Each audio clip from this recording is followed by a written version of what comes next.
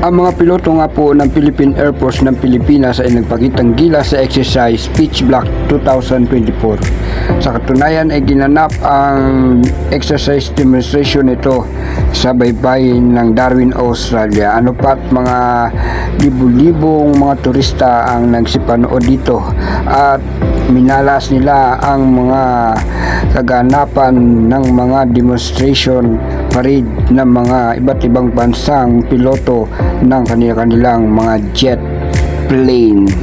Katunayan po ay ang kauna-unahang nagbungad ng programa sa exercise nito ay ang dalawang piloto ng Pilipinas nagpakitang gilas, at pagkasunod naman po noon ay ang mga iba't ibang mga bansa na piloto ng kanilang mga jet plane kagaya ng Amerika, Great Britain, Germany, Indonesia, South Korea. At katunayan po ay labis na hinangaan ang pinamalas na kausayan ng mga Pilipinong piloto ng ating bansa. At diba't ay ang programa ng ating Pangulo PBBM may modernisasyon ng Philippine Air Force. Ayan na po, nagbunga po ang pagtataguyod ng ating Pangulo na magkaroon ng mga makabagong mga jet plane. Katunayan, panoorin po natin ang naging kaganapan sa Darwin, Australia.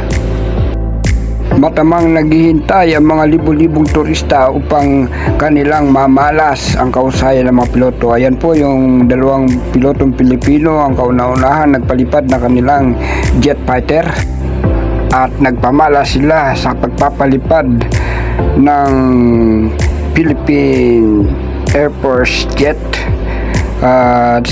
Proud ang ating logistic lead planner na si Lieutenant Colonel Mario Mendoza Jr. sa pinakitang kausayan ng mga Pilipinong piloto. At alam naman po natin na talagang ang plano ng Pangulo ay magkaroon ng modernisasyon sa Philippine Air Force.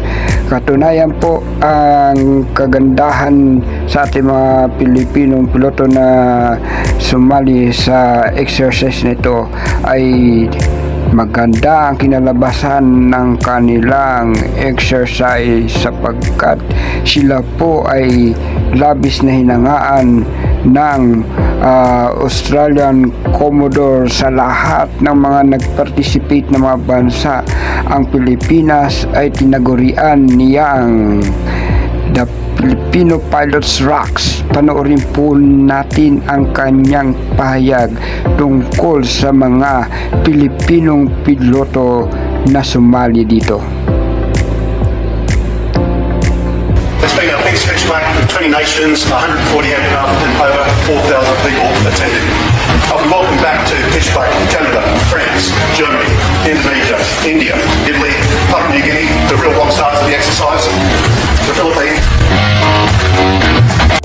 Ayan po, at narinig nyo naman po ang sinabi ni Commodore na ang the rockstar of the PBA 2024 ay ang Philippine Hukbong Panghimpapawid ng Pilipinas. Isang malaking karangalan, kaya't gayon na lamang ang galak at tuwa ni Lieutenant Mario Mendoza Jr. sa appreciation ng Australian Commodore sa mga Pilipinong piloto ng ating bansa. Mabuhay ang mga Pilipinong piloto ng ating sandatahang panghimpapawid.